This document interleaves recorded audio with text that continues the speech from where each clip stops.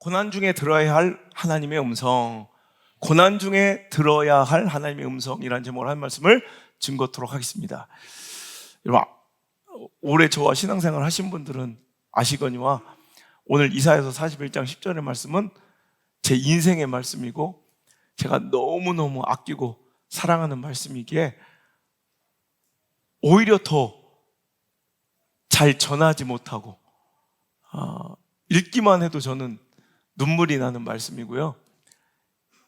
제 인생의 고비와 위기 때마다 초등학교 2학년 때부터 이 말씀을 하나님께서는 기가 막힌 여러 가지 방법과 통로를 통해 주셔서 제가 지금 무너지지 않고 절망하지 않고 포기하지 않고 이렇듯 이 자리에 서서 여러분께 말씀을 전할 수 있었다면 그 하나님이 오늘 여러분에게 찾아오셔서 여러분의 심령을 놓고 하실 때 하나님의 그 음성과 당신을 향한 그 약속이 꼭 들려지는 시간 되기를 간절히 바랍니다. 우리가 고난 중에 가장 두려운 고난의 위험성은 바로 고독감입니다.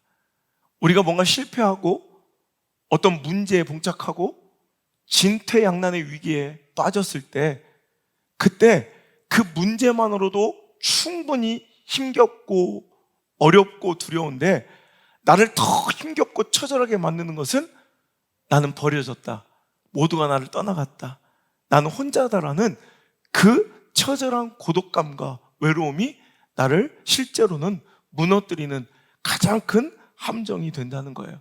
인간이 느낄 수 있는 고통 가운데 가장 큰 고통 중에 하나가 바로 고독감이라고 합니다. 제가 지난주에 이 말씀을 준비하면서 캐스트어웨이라는 영화를 일부러 한번 살펴봤어요. 사람이 고독하면, 사람이 외로우면 얼마나 고통스럽고 힘든가. 우리가 고난 중에 있을 때, 여러분 아픔과 문제 가운데 있을 때 하나님이 나를 떠나신 것 같고 하나님이 나를 버리신 것 같아 마음이 울적하고 서러우며 실망하고 가슴 아프고 여러분 눈물 날 때 있지 않습니까? 오늘이 혹시 여러분 그렇습니까? 여러분 그렇지만 여러분 꼭 기억하셔야 될 것은 그 고난과 아픔의 시간은 하나님이 나를 떠나시거나 하나님이 나를 버리신 시간이 아니라 실은 하나님이 나와 함께하는 시간임을 믿으시길 바랍니다. 여러분, 나만 혼자라는, 나는 버려졌다는 그 처절한 외로움과 고독감, 그러나 우리 하나님은요 절대로 고난을 통해 하나님이 사랑하는 자와 버린 자를 나누시는 분이 아니라는 것 여러분 기억하셔야 합니다. 고난이 찾아오면 하나님 미워하시고 버리신 자고 고난이 없고 형통하면 하나님 사랑하신 자다? 절대 그렇지 않아요. 하나님은 고난을 통해 하나님의 사랑한 자와 하나님 버린 자를 나누시는 분이 아니라 고난 중에 소망을 주심으로, 위로를 주심으로, 이렇게 말씀을 주심으로 내가 너를 사랑한단다, 오늘도 그 마음을 드러내시는 분임을 우리가 기억할 때 오늘 이 자리에 나온 모든 분들이, 이 말씀을 듣고 있는 모든 분들이 바로 하나님의 사랑받고 있는 자들임을 저는 믿습니다. 여러분, 많은 사람들이 고난과 아픔을 겪을 때 하나님이 나를 떠나시고 버리셨다는 생각을 가지며 오늘도 하나님께 서러움과 섭섭한 마음을 갖게 됩니다. 그런데 절대로 이것은 마귀가 주는 생각입니다. 마귀는요, 이 우리에게 찾아온 고난과 아픔을 이용해서 우리를 하나님께로부터 격리시키고 이별하게 만드는데 이 고난과 아픔을 사용하는, 그러니까 아주 비열한 마귀의 수작이 바로 그런 고독감과 외로움을 우리 마음에 심어주는 거예요. 고난과 아픔이 찾아왔는데 하나님이 날 버리셨어, 하나님이 날 떠나셨어 라는 마음을 갖게 하는 거, 하나님의 사랑을 의심하게 만드는 거, 이거는 고난을 이용해서 우리를 하나님께 진짜로 떠나가게 만들려는, 하나님과 분리시켜 놓으려는, 하나님의 사랑과 이별시키고 격리시키려는 마귀의 아주 간교한 계략이라는 거예요. 여러분, 우리 대학 다닐 때 아주 CCC가 굉장히 열정적으로 캠퍼스 안에서 활동했습니다. 우리가 잘 아는 바 CCC는 한국 대학생 선교회, 그 CCC가 아니라 CC를 어떻게든 이별하게 만드는 캠퍼스 커플 커터, 그래서 CCC라고, 그래서 이상하게 음해하고 이간질하고, 어제 보니까 네 남자친구 저기서 어떤 여자랑 있는 거 미팅하는 것 같은데 막 이런 정보를 수집해서 상대편에 알려줘서 어떻게든 CC를 깨트린 CCC가, 여러분, 이 마귀 같은 존재들이에요. 하나님 우리를 사랑하시는데 고난과 아픔으로 하나님의 마음을 의심하게 만들고 그 사랑을 신뢰하지 못하게 만들어서 하나님과 우리를 적지게 만들고 등 돌리게 만들어 진짜로 우리가 하나님께로부터 떠나가게 만들려는 이 마귀의 수작질에 넘어가지 말고 오늘 이 시간 하나님의 음성만 들으시길 바랍니다. 고난과 아픔 중에 있습니까? 오늘도 이때 꼭 들어야 될 하나님의 음성, 두려워하지 말라, 내가 너와 함께 하리라. 이 음성 꼭 듣고 돌아가시길 주의 이름으로 축복합니다. 오늘 이 음성과 약속을 꼭 듣는 시간 되시고 오늘도 하나님의 말씀을 통해 내 곁에 계신 그분을 만나시는 놀라운 축복의 시간과 기회가 되기를 주 예수 그리스도 그 소망의 이름으로 간절히 축복합니다. 하나님은 우리의 형통함과 평탄함, 축복과 부요함으로 사랑을 표현하지 않습니다. 고통과 고난, 아픔과 어려움 중에 함께 하심으로, 도우심으로, 위로하심으로, 소망을 주심으로 우리를 향한 그 사랑을 드러내신다는 말이에요. 그러니까 하나님의 사랑을 우리가 느끼고 체험하려면 고난의 유무가 아니에요. 고난의 있고 없음이 오늘도 하나님의 사랑을 분별하는 기준이 아니라 바로 소망의 유무예요. 고난 중에도 소망이 있느냐, 고난 중에도 말씀이 있느냐, 고난 중에도 하나님의 위로가 있느냐, 이게 하나님이 사랑하는 자예요. 고난의 유무로 하나님의 사랑을 판별하려 하지 마시고 오늘도 고난 중에 소망의 유무로, 고난 중에 말씀의 유무로, 고난 중에 은혜의 유무로 하나님이 나를 사랑하신 이들을 분별할 수 있는 지혜로운 자 되시기를 주의 이름으로 축복합니다. 여러분, 고난은 하나님께서 나를 버리시고 떠나는 시간이 아니라 바로 나와 함께하는 순간입니다. 아니죠. 엄밀히 말하면 하나님은 우리를 떠나신 적이 한 번도 없어요. 늘 우리와 함께 하셨지만 우리의 형통함, 우리의 잘됨, 우리의 부요함, 우리의 건강함, 우리의 화목함, 우리의 인간적 즐거움이 그분을 외면하게 만든 거예요. 그분은 늘 우리 곁에 계셔서 늘 나를 바라보고 계셨지만 내가 형통하고 내가 잘 나가고 내가 부유하고 내가 화목하고 즐겁고 내가 풍족하고 건강할 때는 그 하나님을 외면한 채 그 돈에 취해, 관계에 취해, 즐거움에 취해 오늘도 세상의 즐거움에 우리가 내 마음을 다 뺏겨버리고 나와 함께 계신 그 하나님을 만나지 못하고 바라보지 못했을 뿐이지 그는 항상 우리 곁에 계셔서 늘 나만 바라보고 계셨던 분이라는 거예요. 그런데 고난이 찾아와요. 아픔이 찾아와요. 그냥 세상은 오늘도 깜깜하고 어두워지고 사람들은 나를 다 떠나가고 그 즐거웠고 평안함은 내 곁을 멀어질 때 유일하게 내 곁을 지키시고 계신 분 하나님만이 계시기에 우리가 하나님을 만나는 시간이고 하나님이 나와 함께 계심을 오늘도 확실하게 느낄 수 있는 시간이 바로 고난의 시간이라는 것입니다. 미국의 인디안 나바호족의 성인식은 특별하기로 유명합니다. 이제 그 아들이 성년이 되면 성인식을 치러줘야 하는데 그때 그 나바호족에서는 대대로 이어오는 전통이 늑대와 맹수가 울거리는 저 깊은 숲속에서 혼자 하룻밤을 버텨야지만 진정한 성인으로 인정받는 것입니다. 아빠는 그 어린 소년, 아직은 성인이라 부를 수 없는 그 16살짜리 소년을 이제 깊은 숲속, 해가 이미 뉘엿뉘엿지기 시작하고 곳곳에서 늑대의 울음소리가 들려오는 그 두려운 숲속 한복판에 그 아들을 내버려두고 단호하고 냉정하게 뒤돌아 떠나갑니다. 그 어린 소년은 혼자서 그 밤을 이겨내야 합니다. 그 공포와 두려움을 이겨내야 합니다. 아버지가 쥐어준 그 창 하나를 그냥 막 땀이 배어 나올 정도로 꽉 쥐고 두려운 마음에 또 나를 너무나도 냉정하게 여기에 버리고 간 아버지에 대한 원망으로 눈물을 흘리며 밤을 지새웁니다. 근데 드디어 그 두려웠던 밤이 지나고 동이 터오르기 시작할 때 그는 보게 되는 거예요. 나를 냉정하게 내버려두고 떠난 아버지인 줄 알았는데 실은 언제 내 아들에게 오늘도 닥칠 위험, 언제 내 아들에게 뛰어들 맹수, 늑대가 있을지 몰라. 저 나무 뒤에서 활시위를 팽팽하게 당긴 채로 손가락에서 피가 줄줄줄 흐르는데도 경계를 늦추지 않고 자기 아들에게 미칠 위험을 오늘도 아버지는 막기 위해서, 보호하기 위해서 밤새도록 활시위를 당기며 자기 곁에 계셨더라는 거예요. 오늘도 해가 떠오를 때 나만 혼자인 줄 알았는데, 냉정하게 떠난 내 아버지인 줄 알았는데, 실은 내 곁에서 한 번도 떠나지 않은 그 아버지에게 달려가 그 아들은 펑펑 울며 그 가슴품에 안겨, 나도 저런 진정한 책임감 있는, 내 사랑한 자를 지키고 보호할 수 있는 그런 진짜 어른이 돼야지 다짐하는 것이 진짜 성인식의 의미가 아니었을까요? 사랑하는 성도 여러분, 오늘도 혼자 남겨진 것 같습니까? 혼자 버려진 것 같습니까? 우리 하나님 아버지가 냉정하게 나를 그 문제와 그 어려움 속에 나를 내동댕이 친 것 같습니까? 아닙니다.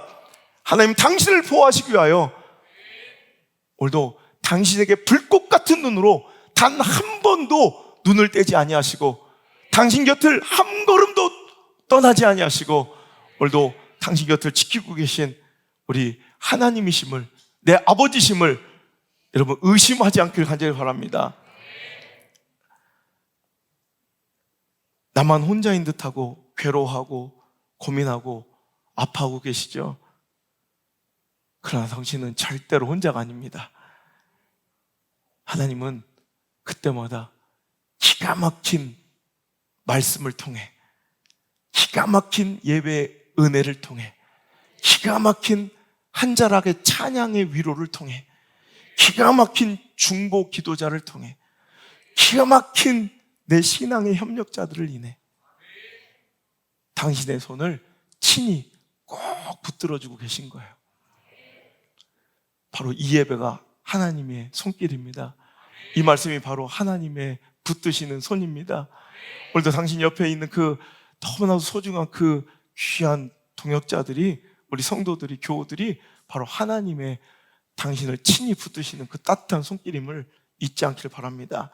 시편 121편 1절, 우리 갈망 때 너무너무 은혜 받았던 눈을 들어 산을 보아라, 나의 도움이 어디서 오나. 내가 산을 향하여 눈을 들리라, 나의 도움이 어디서 올까.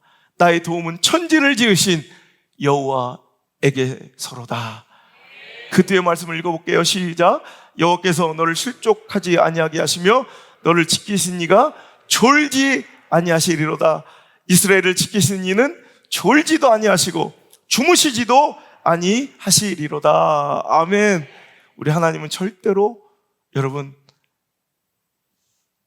밤새도록 그 아들을 지켜낸 아버지처럼, 나바오족의 아버지처럼 우리를 향한 그 관심과 사랑의 눈을 한 번도 감지 않으시고 졸지도 주무시지도 아니하고 우리 곁에 늘 지키고 계신 따뜻한 하나님의 사랑, 오늘 이 말씀 속에 꼭 느끼시고 돌아가시길 바랍니다.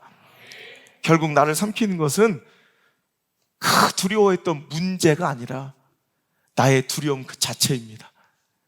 나를 결국 삼키고 넘어뜨리는 건 내가 그토록 무서웠던 그 상황, 그토록 두려워했던 그 처지, 그토록 두려워했던 그 문제가 나를 삼키는 게 아니라 바로 그 문제 앞에 나의 두려움, 그 두려움 자체가 나를 삼켜버리는 거예요. 마태복음 14장, 폭풍으로 인해 곤란을 당한 제자들이 두려워 떨 때 예수님은 그에게로 친히 다가가셔서 오늘도 그들을 위로하려 하지만, 내니 두려워하지 말라 하지만 그들은 예수님을 유령인 줄 알고 더 두려워합니다. 그래서 예수님은 베드로를 물 위를 걷게 해주시고 스스로 내가 너와 함께하는 보호자임을 보여주셨건만, 정작 그가 넘어지고 빠진 것은 그가 바로 갖고 있는 마음의 두려움 때문에 허적거리고 물속에 빠져 그는 오늘도 곤란당하는 거지, 실은 여러분 그 두려움이 그의 가장 큰 위기였지 그 풍랑과 바람이 그를 삼킨 게 아니라는 거예요. 오늘도 하나님이 나와 함께 계심을 믿고요, 두려움을 버리고 하나님을 향한 신뢰로 다시 나갈 수 있기를 주의 이름으로 축복합니다. 오늘도 고난은 하나님이 나를 버리고 떠난 시간이 아니라 하나님이 나와 함께하는 시간이다. 믿습니까? 두 번째로, 고난은 실패와 손해의 시간이 아니라 바로 고난은 유익의 시간이다 라는 것도 믿으시길 바랍니다. 고난을 통해 하나님은요, 오늘 말씀을 읽어보니까 나와 함께 계시고 나를 도와주셔서 꾸역꾸역 어찌됐든 그 고난만 잘 이겨내고 벗어나게 만들어주시는 분이 아니라 나를 오히려 더 이전보다 굳세게 만들어주시는 분이라 기록되어 있습니다. 두려워하지 말라, 내가 너와 함께함이라. 놀라지 말라, 나는 내 하나님이 됨이라. 그리고 나서 뭐라고 말씀하십니까? 내가 너를 굳세게 하리라. 참으로 너를 도와주리라. 참으로 나의 의로운 오른손으로 너를 붙들리라 하십니다. 하나님은 고난을 통해 나를 그 고난부터 겨우 벗어나 꾸역꾸역 이겨내고 간당간당 이겨내는 것이 아니라 오히려 그 고난을 통해 나를 굳세게 하십니다. 강하게 하십니다. 전기케 하십니다. 요셉의 고난을 보세요. 분명히 죽을 것 같은 아픔이에요. 다윗이 만난 골리앗을 보세요. 이건 처절한 문제예요. 여러분, 이스라엘 백성과 모세가 맞닥뜨린 그 시퍼런 홍해바다를 보세요. 이건 정말 진퇴양난의 위기, 죽을 것 같은 위기예요. 하지만 여러분, 그 결론을 보란 말이에요. 여러분, 요셉의 고난 때문에 요셉은 총리가 되었고, 다윗에게 찾아온 골리앗이라는 그 절대절명의 위기 때문에 그는 이스라엘의 왕이 되었으며, 이스라엘 백성 앞에, 모세 앞에 펼쳐진 그 시퍼런 두려운 홍해 때문에 지긋지긋하게 나를 따라오며 놓아주지 않던 그 과거의 모든 문제, 과거의 죄의 습성, 과거에 내가 노예로 잡혀 있었던 바로의 철병거가 그 안에 수장되는 것입니다. 과거의 상처가 끊어지고, 과거가 단절되고, 과거의 수치가 묻혀지는 순간이 바로 홍해였다는 것입니다. 할렐루야. 오늘도 여러분, 고난 때문에 나는 뭔가 손해보고, 아니 고난만 겨우 이겨내는 것이 목적이 아니라, 고난만 겨우 통과해서 살아남는 게 목적이 아니라, 하나님은 그 가운데 큰 그림을 가지고 계셔서 고난으로 인해 나를 더 굳세게 하시고, 고난으로 인해 나를 더 강하게 하시고, 고난을 통해 나를 더 존귀하게 하시고, 고난을 통해 나를 더 높이시고, 고난을 통해 우리를 부흥시키는 분임을 믿으시면 아멘. 사랑한다면 사랑하는 자를 신뢰해야 합니다. 사랑을 한마디로 정의하자면 믿음입니다. 믿는 게 사랑이고 사랑하는 게 신뢰예요. 오늘도 우리가 하나님을 사랑한다면 그가 주는 것이 나에게 선하고 유익함을 믿어야 합니다. 여러분, 하나님을 사랑하십니까? 그렇다면 그분의 사랑도 믿으시길 바랍니다. 그분이 우리에게 주시는 모든 것이 선한 것임을 믿으셔야 합니다. 어머니가 자녀를 사랑합니다. 얼마 전에 우리 이 다온이가 열이 38도 막 이렇게 올라가서 너무너무 아팠어요. 자, 열을 떨어뜨려야 합니다. 그러면 다온이 그 어린 것이 초콜릿을 좋아하지 그 쓰디쓴 실험약을 좋아합니까? 근데 입을 벌리고 독립투사 마냥 입을 강제로 벌려서 엄마 아빠는 꼼짝 못하게 그 아이를 제압하고 약을 막 쑤셔둡니다. 다온이는 생각합니다. 드디어 올 게 왔다. 나는 이 사람들의 친자녀가 아니다. 나의 부모는 어딘가 다른 곳에 계시다. 이것들이 드디어 본색을 드러내는구나. 하지만 아니죠. 사랑은 믿는 거예요. 죽을 것 같이 써요, 고난은. 와, 이놈의 거 안 먹었으면 좋겠어요. 이것 때문에 살아나는 거예요. 이것 때문에 살아낼 힘이 있는 거예요. 여러분, 집사람이 홍삼을 챙겨줍니다. 써요. 콜라를 챙겨줬으면 좋겠어요. 근데 홍삼을 챙겨줘요. 먹습니다. 써요. 근데 이것이 살아낼 힘이 됨을 알고, 약을 먹을 때 이것이 내가 살아날 이유임을 아는 거. 하나님은 우리를 그 누구보다 사랑하시는, 내가 나를 사랑하는 것보다 더 하나님 우리를 사랑하십니다. 그분이 주시는 것, 그것이 선한 것임을 우리 꼭 믿으며 나아가야 되겠습니다. 여러분, 성숙한 자녀는요, 혼나요. 훈계받고 책망받으면 미련하고 미성숙한 애들은, 철없는 애들은, 자, 혼났어요. 그럼 뭐에 집중하는지 알아요? 책망, 훈계, 이 혼남의 과정과 수단에만 어우씨, 오늘 빗자루를 맞았어. 오늘 구구단을 10번 썼어. 외출금지 일주일을 당했어. 그러니까 고난에만, 즉 훈계와 책망에만 관심이 있어요. 이게 미련한 애들이에요. 근데 성숙한 애들은 뭐예요? 혼나. 그러면 그 책망의 목적에 관심을 가져요. 내가 왜 혼나고, 아버지는 나를, 어머니는 나를, 선생님은 나를 이 고난을 통해 무엇을 주시려 하는가? 이해가 되시죠? 미련한 성도는, 미성숙한 성도는 고난이 오면 고난에만 집착해요. 와, 고난. 와, 저 홍해의 깊이가 몇 대 하나 돼. 도대체 몇 미터예요, 홍해가? 이런 거 좋아하는 분 있잖아요. 봐봐, 자기들하고 달라요. 이게 75세 이상은 빵빵 터져요, 저게. 여리고성 만나잖아요? 그 여리고성 두께만 관심, 여리고성 두께. 몇 자예요? 이건 안 터지네. 골리앗을 만나요? 골리앗 한 자, 두 자, 세 자, 6규빗 한 뼘이나 된다. 골리앗의 키에 관심이 많아요. 몇 대 맞았는지, 골리앗의 키는 얼마인지, 홍해의 깊이는 얼마나 깊었는고, 여리고성 두께는 얼마나 두꺼웠는고. 이건 미련한 자들이야. 맨날 고난 당해도 그냥 고난만 연구하다 끝나지만, 미련한 자 되지 마시고 지혜롭고 성숙한 분별력 있는 믿음의 사람 되세요. 그런 사람들, 여리고성을 통해 하나님은 나에게 무엇을 주시려 하시지? 이 홍해를 통해 하나님은 나를 어떻게 이끌어 가시려고 하시지? 혼을 낸 목적에 관심을 갖는 거, 이게 지혜로운 성도예요. 제가 엊그저께 한 6개월을 참다가 우리 정민 형제를 내가 혼을 냈어. 정민아, 내가 6개월 동안 너 벼르고 버리다 혼낸다. 너는 몸뚱이만 앉아있지 예배를 드리지 않는다. 내가 정확한 퍼센티지 수로 한번 대충 따져보면 100이라면 예배 드리는 순간 진짜 예배는 30밖에 안 드린다. 너무 화가 나. 혼을 냈어. 근데 혼나고 있는데 또 엄마 아빠가 내려왔어. 근데 그 다음날 감사의 문자가 장문으로 왔어요. 고맙다고. 우리 자식 관심 가져주시고. 솔직히 그래. 그거 고마워야 돼요. 아니, 이렇게 바쁜 담임 목사가 저 어린애한테 관심이 있는 거, 어린애의 딴짓하는 걸 바라볼 수 있는 거, 이거 은혜예요. 이거 지적해 줄 수 있는 거. 솔직히 여러분, 그런 거 안 하고 싶고요. 목사님들 잘 안 해요. 제가 제대로 예배를 드리는 거, 드리지 않는 거, 이거 관심, 이거 사랑이에요. 혼난 거에 집착하는 게 아니라 이 혼내서 나를 어떻게 인도하시려고 했는지 목사님의 그 혼냄의 목적에 관심 갖고 제가 앞으로 더 똑바로 집중해서 예배 드릴게요. 근데 앞으로 오잖아, 이제. 앞에 앉아. 맨날 저 구석장에 앉아서 공부 못하는 것들의 전형이에요. 그러니까 목적에 관심을 갖잖아. 여러분, 이거예요. 오늘 한글날입니다.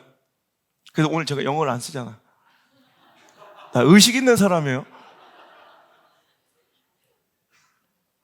벌써 영어 한 20개 나왔어야 돼. 그냥 안 써, 난. 보니까 참 참담한 현실이, 제가 뉴스를 보다가, 여러분 보셨어요? 아이들이 요즘에 독해 이해력이 완전히 거의 막 밑바닥 수준이래. 얼마 전에 한 카페에서 어떤 진행하던 이런 행사가 뭔가 잘못돼서 어그러졌대요. 그러니까 이제 운영자 측에서 죄송합니다. 열심히 노력했지만 이게 여러 가지 사정과 이런 것 때문에 이번 프로젝트는 이행하지 못하겠습니다. 그래서 심심한 사과의 말씀을 드립니다. 그랬더니 그 밑에 댓글에 사과하려면 똑바로 하세요. 사과하면서 심심하다니. 심심한 건 아니죠. 참 무책임하네.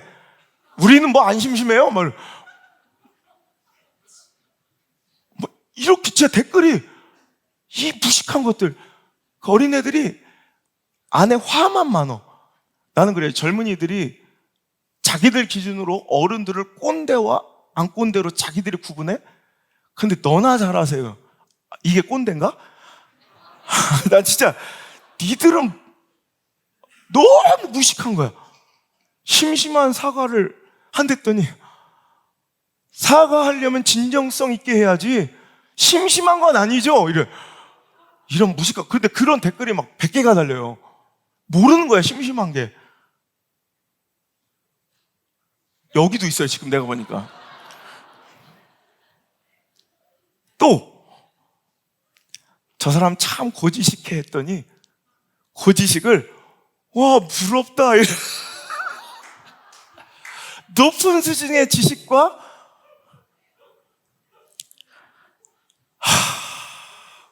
고지식이 높은 수준의 지식으로 이해해서 저 사람 그렇게 안 생겼는데 정말 그래요? 부럽다 이러더래. 여러분 어른들의 이 어휘를 이해하지 못하는 이 젊은 세대의 비참함, 어찌 보면 고급 어휘를 이해하지 못하는 미성숙함 보면서 제가 이런 생각을 했네요. 우리는 정말 고급진 거잖아요. 심심한 사과. 더 정중한 표현인데 그걸 오해해서 오히려 분노해. 우리도 그러지 않을까? 하나님의 고급 어휘를 아셔야 된다는 거예요. 하나님이 우리에게 고난이다 말씀하실 때 믿음이 없는 자는 고난을 뭘로 듣냐면 이해하냐면 짜증, 실패, 좌절, 절망, 슬픔으로 이해하며 분노하지만 믿음 있는 사람은 하나님의 말씀을 하나님의 어휘로 이해해요. 하나님이 고난 그러면 믿음 있는 사람들은 하나님의 섭리, 하나님의 큰 그림, 하나님의 큰 계획 중에 나를 결국 이롭게 하실, 나를 더 복되게 하실, 나를 더 존귀하게 하실 기회에 이렇게 이해한다는 거예요. 오늘도 여러분 미성숙한 이런 잼민이 초딩 같은 신앙 되지 말고 오늘도 여러분 성숙한 하나님의 어휘를 이해하는 자 되시기를 주의 이름으로 축복합니다. 고난의 유익은요, 고난은 내가 살아있음을 확인하는 순간이에요. 고통은 살아있는 자의 특권인 거 아세요? 아픔과 고통은 건강한 자만이 누리는 거 아세요? 여러분, 우린 고통을 싫어하지만 실은 고통을 느끼고 있다는 건 살아있다는 증거예요. 제가 이번에 쓴 책 좋은 것보다 위대한 것을 선택하라, 한 14장 중에 11번째 장이 이거예요. 저항과 충돌은 생명의 증거, 즉 살아있음의 증거다라는 거예요. 늘 얘기하죠. 우리 체온은 몇 도예요? 36.5도.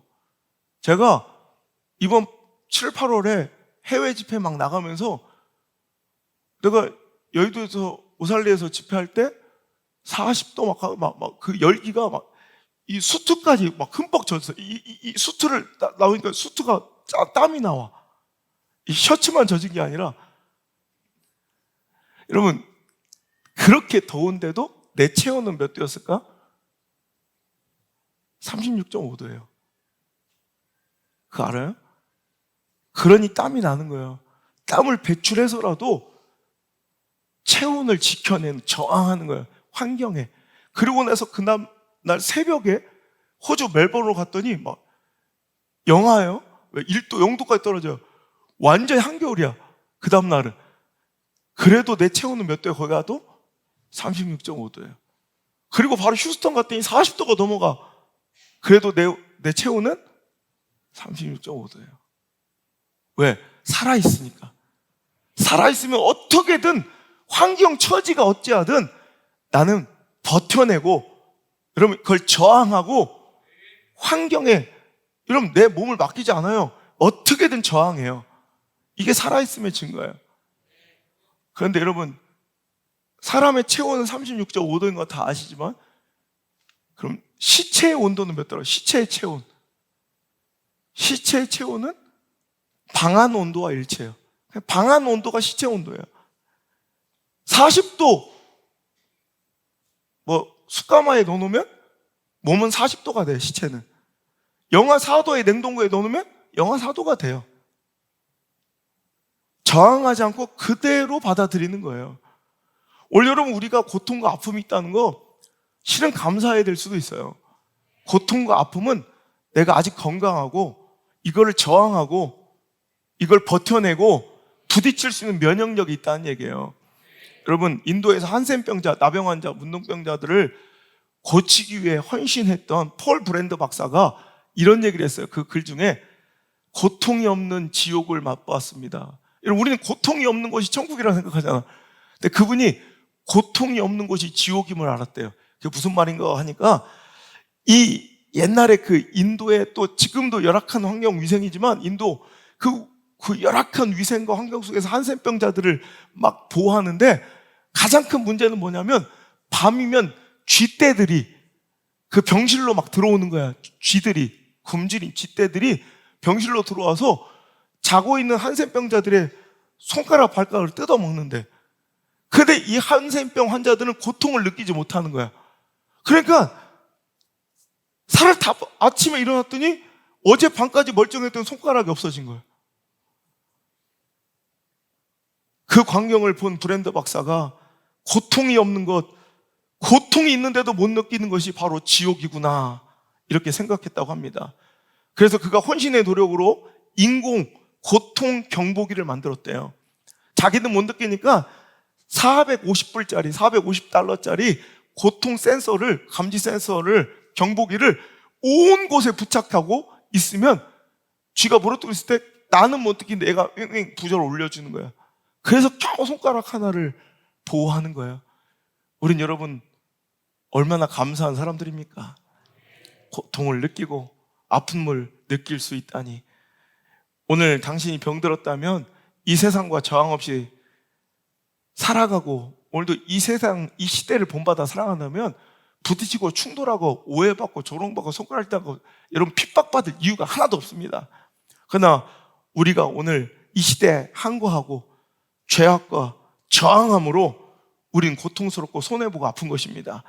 그냥 시대의 대세를 받아들이는 것이 아니라 아닌 것은 아니라고 저항할 수 있으니, 여러분 이 시대가 당연히 받아들이고 있는 이 동성애는 인간의 쾌락에 의거한 욕망이지 이건 선천적 그런 질병이 아니라는 걸 하나님이 말씀하실 때 중대한 범죄이며, 항상 동성애가 창궐 할 때 나라와 민족과 제국은 멸망했고요, 심판이 도래한다는 가장 큰 시그널이에요. 여러분 소돔과 고모라도 언제 망했는지 아시죠? 그죠? 동성애가 창궐했다는 것이 성경에 기록되어 있잖아요. 여러분 동성애가 창궐하는 것, 이게 바로 마지막 때의 징후예요. 여러분 부딪히고 저항해야 합니다. 여러분 베드로전서 2장 19절에도 부당하게 고난을 받아도 하나님을 생각함으로 슬픔을 참으면 이는 아름답다라고 고백하고 있어요. 여러분 우리가 애매하게 부당하게 고통받고 고난당할 때 있어요. 신앙 때문에 하나님 말씀 지키려고 순종하니라고. 여러분 그래도 그 길이 복되고 아름다움을 믿으시길 바랍니다. 그래서 예수님은 팔복 가운데 심령이 가난한 것, 애통하는 것, 여러분 누가 봐도 이것은 복처럼 보이지 않는 의를 위하여 핍박을 받는 것, 이것이 복이 있으며 천국이 그들 것임이라고 그렇게 말씀하고 계시는 거예요. 오늘도 여러분 하나님을 위하여, 그 의를 위하여, 그 나라를 위하여 고통받고 아프고 손해볼 수 있는 것, 그 영광된 자리에 여러분이 있음을, 우리 교회가 있음을, 특별히 복되게도 이 시대에 혼탁함에 물들지 않고 우리 자녀들이 이 자리에 있음을 우린 감사하고 감격하는 자들 되어야 할 줄 믿습니다. 내 자녀들이 신앙 때문에 손해봐요? 내 자녀들이 신앙 때문에 핍박받아요? 내 자녀들이 신앙 때문에 뭔가 이런 여러 가지, 세종대왕 죄송합니다, 핸디캡이 있어요? 여러분 그런 것들을 감사하셔야 돼요. 오히려 그게 감사한 거예요. 여러분 그 페널티를 감사하셔야 돼요. 난 그거만큼 복이 어디 있어?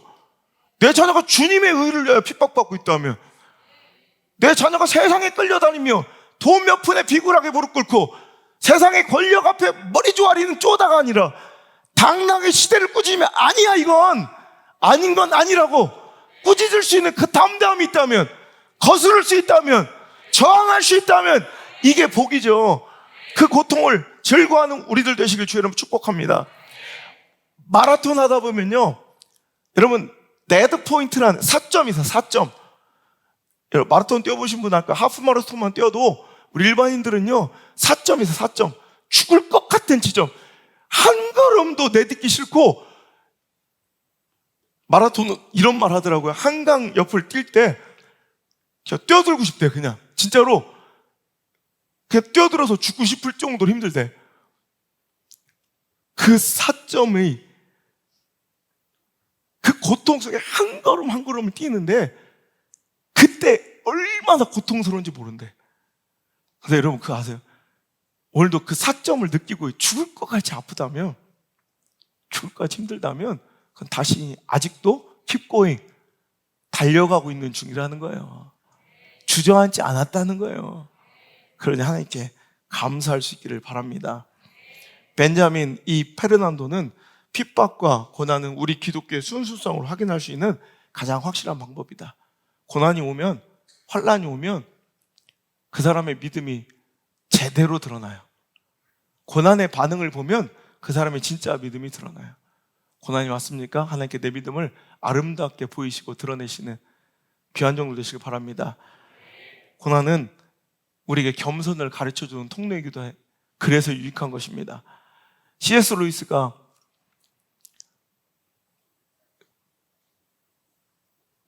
그 대단한 옥스퍼드,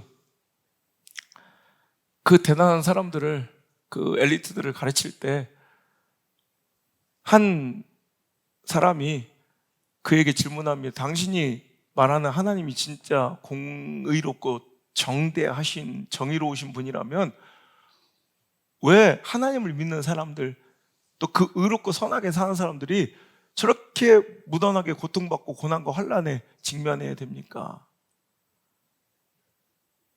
의기양양하게 C.S. 루이스에게 그렇게 질문하자 그 기세등등한 젊은이를 빤히 바라보던 C.S. 루이스가 이렇게 얘기했다고 합니다. 이복의 젊은이, 안 그래도 그렇게 교만한데, 안 그래도 그렇게 교만한데 나나 자네한테 이 고난마저, 이 문제만도, 이 불편함마저, 이 부족함마저 없었다면 우리 어떻게 될 뻔했는가? 끔찍하지 않은가? 안 그래도 이렇게 교만한데. 여러분 깊이 공감 가지 않습니까? 안 그래도 이렇게 교만한데 우리에게 그 아픔과 어려움, 그 눈물 뿌리며 기도해야 될 그 사건들이 없었다면 우리 지금 어떻게 살아갈 뻔했습니까? 엘리야가 갈멜산상의 그 멋진 영적 승리를 거두었습니다. 850대 1 바알과 아세라 선지자와 맞짱 뜨며 그의 제단에 흠뻑 젖은 물로 흥건하게 적셔진 그 제단의 장작불에 불이 떨어지는 역사가 벌어졌고요. 3년 반 동안 비 한 방울 내리지 않은 그 땅에 비가 쏟아져 내리는 놀라운 역사가 벌어졌습니다. 여러분, 교만할 위기입니다. 교만해질 수 있는 순간입니다. 그럴 때 하나님 그에게 마음의 어려움과 문제를 주셔서 그는 로뎀나무 아래 엎어집니다. 그는 간절히 하나님께 기도합니다. 그러면서 죽여달라고 청합니다. 사역 다 때려치고 싶다고 고백합니다. 차라리 죽는 것이 낫겠다고 이야기합니다. 그러면서 그는 뭐라고 해요? 나만 혼자 남았거늘, 나만 혼자 남았거늘. 우리가 그렇게 느끼는 것처럼 이 위대했던 종도 자기가 혼자인 줄, 다 떠난 줄 아는 거예요. 하지만 하나님이 그와 함께 계셨고, 함께 계신 그 하나님의 도우심으로 정말 그 위로의 말씀과 사랑의 소망으로 떡과 물을 공급받은 그는 그때부터 40일 주야를 쉬지 않고 멈추지 않고 호렙산, 하나님의 산에 이르는 더 강력한 사역자로 세워지게 된다는 거예요. 결국 여러분, 그 교만의 시기, 위기를 더 겸손하여 난 아무것도 아니고 나는 정말 내 힘으로는 아무것도 할 수 없음을 고백하는 그 무릎 꿇는 자리로 그를 인도하신 그 로뎀나무 아래는 그 사역의 실패 현장, 수치스러운 현장이 아니라 그가 제대로 다시 일어나 진짜 사역을 행할 수 있는 놀라운 전환점이 된 것이고, 놀라운 지각 변동의 진앙지가 된 것이고, 놀라운 그의 사역의 축복의 발원지가 된 줄 믿으시길 바랍니다. 여러분, 하나님은 절대로 교만한 자와 함께 하실 수 없습니다. 그래서 우리를 포기하지 않으시고 우리를 떠나실 수 없는 하나님의 최고의 방법은 교만한 자 우리를 고난을 통해서라도 겸손의 자리로 옮기셔서 우리와 함께 하시고 나를 그의 백성 삼으시는 분이십니다. 고난을 통해 우리를 겸손의 자리로 옮기시며 고난을 통해 우리를 기도의 자리로 옮기셔서 무릎 꿇게 하시는 분, 그분이 하나님의 사랑이며 나를 향한 하나님의 뜻입니다. 야고보서 5장 13절, 너희 중에 고난당한 자가 있느냐? 그는 기도할 것이요. 오늘도 고난은 바로 우리를 겸손하게 주님 앞에 무릎 꿇는 기도의 자리에 초대장인 줄 믿으시길 바라고. 고난이 있습니까? 문제가 있습니까? 어려움이 있습니까? 환난이 있습니까? 절망이 있습니까? 시련이 있습니까? 질병이 있습니까? 여러분, 관계 끊어짐이 있었습니까? 여러분, 은혜의 깨어짐과 파탄이 있습니까? 기도의 자리로 나오셔서 겸손하게 주님 앞에 무릎 꿇을 수 있기를 주 여러분 축복합니다. 오늘 두려워하지 말라, 내가 너와 함께 할 것이다. 놀라지 말라, 나는 내 하나님이야. 내가 너를 굳세게 하리라. 참으로 너를 도와줄 것이야. 참으로 나의 의로운 손으로 너를 붙들 것이야. 약속하신 그 하나님의 말씀 그 뒤를 읽어보면, 자, 11절부터 시작. 보라, 내게 노하던 자들이 수치와 욕을 당할 것이요 너와 다투는 자들이 아무것도 아닌 것 같이 될 것이며 멸망할 것이라. 내가 찾아도 너와 싸우던 자들을 만나지 못할 것이요 너를 치는 자들은 아무것도 아닌 것 같이 험한 것 같이 되리니 이는 나 여호와 너희 하나님이 내 오른손을 붙들고 내게 이르기를 두려워하지 말라, 내가 너를 도우리라 할 것임이니라. 아멘. 결론은 여러분이 이긴다는 거예요. 결론은 최후 승리라는 거예요. 여러분의 종국은 승리라는 거예요. 여러분의 마지막 결론은 푸른 초장이라는 거예요. 쉴만한 물가라는 거예요. 당신의 그 사망의 음침한 골짜가 여러분의 결론이 아니라는 거예요. 과정일 뿐이지. 그런데 여러분, 그 결론을 제시하신 이후에 바로 뒤이어 이렇게 말씀하십니다. 언제 그 역사를 이루실까? 14절 시작. 버러지 같은 내 야곱아, 너 이스라엘 사람들아 두려워하지 말라. 나 여호와가 말하노니 내가 너를 도울 것이라. 내 구속자는 이스라엘의 거룩한 이니라. 오늘도 우리가 내가 아무것도 아닌 미천한 버러지 같은 존재임을, 여러분, 이스라엘 백성들은 자기가 저마다 의지하는 것들이 있었습니다. 의지하여 이 문제와 어려움을 돌파할 수 있을 것이라고 착각하며 애굽을 의지했고 철병과 마병을 더 구걸했고, 오늘도 외교와 군사의 전략을 의지할 때 하나님 아니라는 거예요. 언제 하나님이 역사하시고 도우신다는 거예요. 내가 버러지 같은 존재임을 인정할 때, 내가 아무것도 아닌 미천한 존재임을 인정할 때, 내 힘으로는 스스로 할 수 없음을, 내 힘으로는 내 가정을, 내 힘으로는 내 경영을, 내 힘으로는 내 자녀를 내가 인도할 수, 경영할 수 없음을 인정하고 하나님께 붙들려야 승리가 있음을 믿을 때, 하나님이 나서셔야, 하나님이 내 삶에 개입하셔야 그때 비로소 내가 살아날 수 있음을 고백할 때, 여러분, 그러니까 교만한 자들은 뭔지 알아요? 하나님 은혜가 없어도 돼요. 하나님 은혜가 없어도 관계로 살아요. 정치로 살아요. 나머지 것들로 충분히 잘 살 수 있는 교회들이 있어요. 하지만 여러분, 은혜 없으면 죽는 거야. 아무리 관계가 좋아도, 아무리 감정적으로 윤택하고 익숙해도, 아무리 내가 모든 것이 갖춰져 있어도 은혜 없으면 죽을 것 같고, 난 은혜 없으면 못 사는 것, 이게 겸손입니다. 오히려 그것이 냉정해 보이고, 제가 늘 그러잖아요. 은혜 있는 곳에 있어야 돼요. 말씀 들리는 곳에 있어야 돼요. 여러분, 기도에 눈물 뿌려 하나님이 나에게 오시지 아니하면, 개입되지 않으시면, 주님께서 나를 붙들어 주시지 않으면 난 살 수 없음을 고백하는 게 겸손이에요. 근데 여러분, 은혜 없어도 충분히 잘 조직되어 잘 지들끼리 재밌게 보면, 저게 교회인지 뭐 어디 문화센터인지 모르겠어요. 그런데도 충분히 잘 경영되는 교회들이 있고, 그런 여러분 관계들이 있고, 그런 믿음의 공동체들이 있어요. 이건 재앙이에요, 재앙. 겸손은 이거예요. 하나님 아니면 안 돼요. 어린아이가요, 엄마와 떨어져 막 미칠 듯이 울어대면 돈 주면 울음꽃입니까? 어린이한테 여러분, 그때는 킨더 초콜릿도 안 돼요.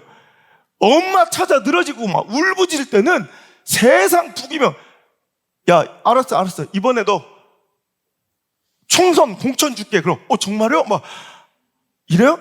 아파트 40평짜리 줄게. 막 세상 뭘 갖다 줘. 안 돼. 엄마 있어야 만족해. 우리의 모습이 그 갓난 어린애 같은 모습 되길 바랍니다. 하나님이어야 만족돼야 돼요. 말씀이 들려야 만족돼요. 은혜가 있어야 만족되는 자, 이게 바로 겸손인데, 우리는 저마다 의지하는 철병거가 있고 마병이 있고요, 말들의 숫자가 있고요, 군사력을 세고 앉았고 외교적으로 전략 전술을 짜서 오늘도 애굽의 국어라고 여러 가지 동맹국들과의 협력으로 한번 이겨보려고 해. 한번 해봐라 이거예요. 다 끊어주고 내려올 때까지, 그들이 다 모든 것을 포기하고 내려올 때까지 하나님 나서지 않는 거예요. 하나님은 나의 하나님이시고 나를 떠나지 않으시고 나를 도우실 것은 분명한데, 언제 내가 스스로 이렇게 고백하면 주님 나는 아무것도 아닙니다, 주님의 도우심이 아니면 나는 아무것도 모르겠습니다, 주님이 주신 지혜가 아니면 나는 하루도 숨쉬고 살 수 없습니다, 하나님의 은혜가 아니면, 고백할 때 비로소 주님은 나서셔서, 자 17절의 말씀 읽겠습니다. 시작. 가련하고 가난한 자가 물을 구하되 물이 없어서 갈증으로 그들의 혀가 마를 때 나 여호와가 그들에게 응답하겠고 나 이스라엘 하나님이 그들을 버리지 아니할 것이라. 보셨습니까? 하나님 나와 함께 계시면 언제 나를 버리지 않는다고요? 오히려 우리가 강하고 담대하며 여러 가지 전략과 전술과 시스템과 프로그램을 가동시키고 내가 온갖 방법으로, 인간적인 방법으로 정치질할 때가 아니라는 거예요. 여러분, 네가 가련하고 가난한 자가 물을 구하되 물조차도 없어서 힘이 말라갈 때, 사람의 그 끝은 하나님의 시작입니다. 사람이 끝나야 하나님이 역사하십니다. 오늘 여러분, 하나님이 역사하시도록 내가 끝나는 자리가 되길 바라고, 내 감정이 끝나는 자리가 되길 바라고, 여러분 내 관계가 끝나는 자리가 되길 바라고, 이제 내가 내 인간적 정치의 술수가 끝나는 자리가 되길 바라고, 물질의 의지가 끝나는 자리가 바라고, 내 경험과 지성이 나서는 것이 끝나는 자리가 바로 이 자리 되길 주의 이름으로 축원합니다. 여러분, 고린도후서 1장 8절에 보면 목사인, 주의 종인, 사도인 바울도 죽을 것 같은 고난과 아픔을, 시험을 겪는다. 저도 그래요. 끝난 것 같고 마치 사형 선고 받은 것처럼 내 인생, 내 목회 끝난 것 같은, 아니 끝내고 싶은 순간이 있을까요? 없을까요? 있다는 말이에요. 그런데 여러분, 목회자는, 사도는 이게 달라.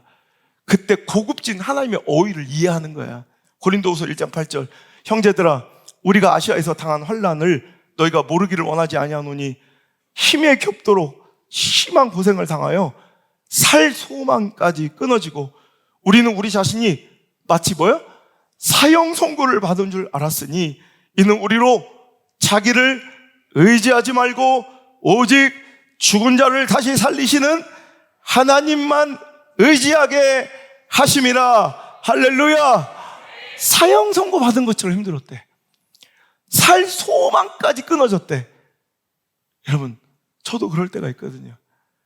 그럴 때 사람들은 어떻게 반응해요? 여러분, 하나님을 의심해요. 믿음을 배반해요. 하나님을 떠나가요. 하지만 여러분, 성숙한 자들은 심심한 위로, 심심한 감사, 고지식한 거 이해하는 거예요. 이 고난, 이 사형 선고는 나로 이제부터 자기를 의지하지 말고 오직 죽은 자도 다시 살리시는 하나님만 의지하게 하려 하심이구나. 그가 이같이 큰 사망에서 우리를 건지셨고 또 건지실 것이며 이후에도 건지시기를 그에게 바라노라.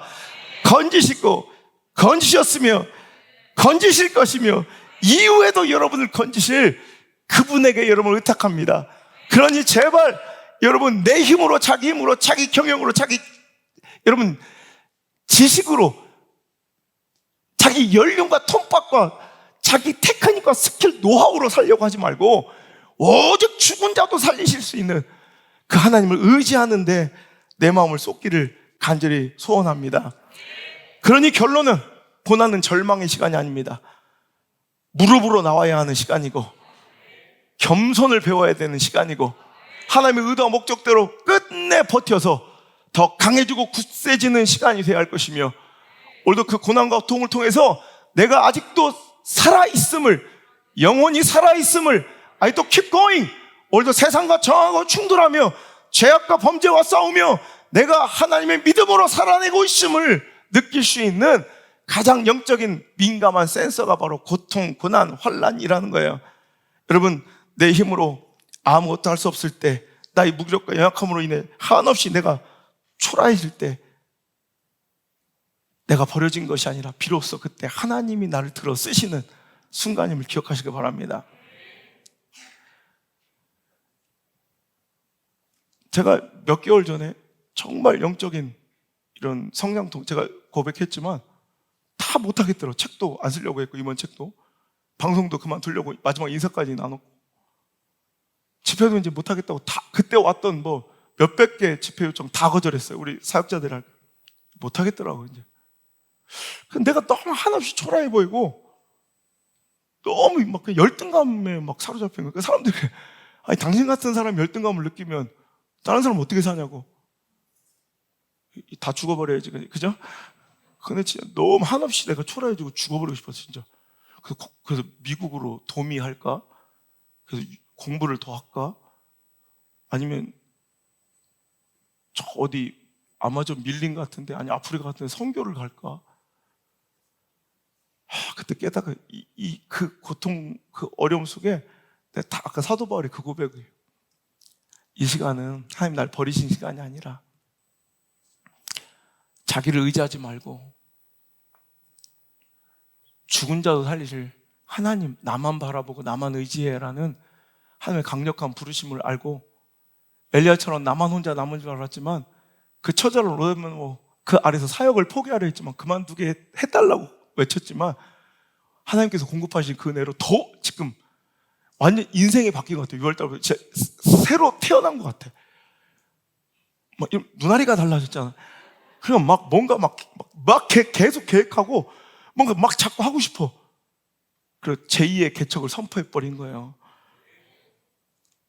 요즘 보니까 영적 성장통을 겪고 계신 분들이 있어.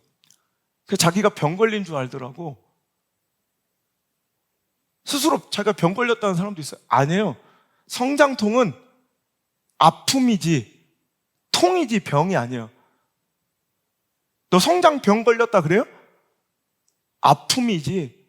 여러분 우리 교회 처음 오실 때 이런 약속 드렸을 거예요. 당신의 영적 한계를 금방 느끼게 해줄 거라고. 한계가 꽉 차야, 아구가 차야 한계가 느껴지고 한계가 깨트려지는 건데, 백날 첫날 그렇게 다녀도 전혀 부딪힘 없이 저항 없이 짜짜짜짜한 발목까지 잠기는 은혜의 바닥에서 한계를 느끼지도 못하고 한계를 뛰어넘지 못하는 사람들이 많아요. 평생 오면 금방 찰 거예요. 당신의 믿음의 그릇이 얼마이든 금방 차버려서 아마 숨이 막히고 도망치고 싶고, 왜? 깨지고 터질 시간이니까. 이제 터지면 돼요. 그리고 더 큰 그릇 준비하면 돼요. 그리고 또 채워갈 거예요. 당신은 병 걸린 게 아니에요. 성장통이지. 서로 인사합시다. 당신 병 걸린 거 아니에요. 성장통이지. 성장통은 아픔이지 병이 아니에요. 여러분, 독일의 작가이며 철학자인 괴테는 인생을 통틀어 정말 즐거운 시간은 4주도 안 될 것이다, 이렇게 회의적인 고백을 했어요. 독일의 정치가 비스마르크는 우리 인생의 행복한 순간은 24시간 다 합쳐봐야 24시간이 넘지 않을 것이다 얘기했어요. 여러분, 괴테는 루터교 가정에서 태어났지만 1755년 리스본 지진과 1756년부터 1763년까지 벌어졌던 7년 전쟁을 계기로 신앙에 대한, 하나님에 대한 깊은 회의와 의심을 갖게 되고 기독교를 떠나 그는 대놓고 반기독교주의임을 자기는 천명하고 살았던 사람이에요. 근데 그의 고백에 보면 이런 고백이 있어요. 나는 반기독교인이나 말뿐인 기독교인이 아니라 비기독교인이다. 이렇게. 뭔 얘기인지 알아요? 나는 반기독교래. 근데 차라리 나는 고백한 비기독교인이지만 교회 안에 말뿐인 비기독교인들이 얼마나 많냐는 거예요. 오히려 조롱하다. 자, 고난과 아픔을 잘못 반응한 사람들의 전적인 모습이에요. 지식은 충만해도 영이 살아있지 못하고 영의 눈이 열지 못하니 오늘도 이따위 반응으로 살아가는 비참한 인생 되는 거예요. 비스마르크든 괴테이든 우리 인생에 완벽하고 근심 걱정 없는 딱 그 순간들만 그러니까 아무런 문제, 아무런 부족함, 아무런 염려 없는 시간 다 모아보면 회의적인 비관적인 시선은 24시간 아니면 4주를 넘지 않을 거라고. 이거는 완벽하게 아무 걱정 없는, 아무런 문제도 없는, 아무런 부족함 없는 그런 순간들을 다 짜집어서 모으면 물론 이 정도 될 것 같아요. 그러니까 이 말은 뭐냐면 우리 삶에 항상 뭔가 하나는 부족하고 뭔가 문제는 공존할 거라고, 상존하고 있을 거란 얘기예요. 오늘 여러분, 이게 한 가지 문제 풀려면 또 저게 근심거리가 또 하나 있죠. 요거는 좀 괜찮아졌는데 또 요게 좀 헛헛하죠. 혹시 24시간 중에 하나예요 지금? 항상 문제는 있어요. 그러니까 인생의 지혜는 뭐냐면 아무런 고통과 문제 없는 시간을 하나님께 더 구할 게 아니라 그 대부분 24시간 4주를 제외한 진짜 인생의 대부분 어려움과 고난과 환난, 부족, 거기에 잘 대응하는 게 진짜 인생의 성공이라는 얘기예요. 그때마다 하나님 나와 함께 계시지, 나를 떠나지 아니하시지, 하나님 나의 하나님이시지, 이 고난을 통해 난 더 굳세게 될 것이지, 더 존귀하게 될 것이야. 고난을 느끼는 거 보니까 내가 살아있고 아직도 포기하지 않았구나. 여러분, 자녀에게 고통을 느끼고 자녀의 문제로 기도하고 있다는 건 자녀를 포기하지 않아. 포기한 자녀는 고통거리가 아니에요. 그죠? 여러분이 막 부부싸움을 막 하고 가정 때문에 힘들다는 건 아직도 그걸 버텨내고 있다는 거예요. 끝내면 그걸로 고통받지 않아요.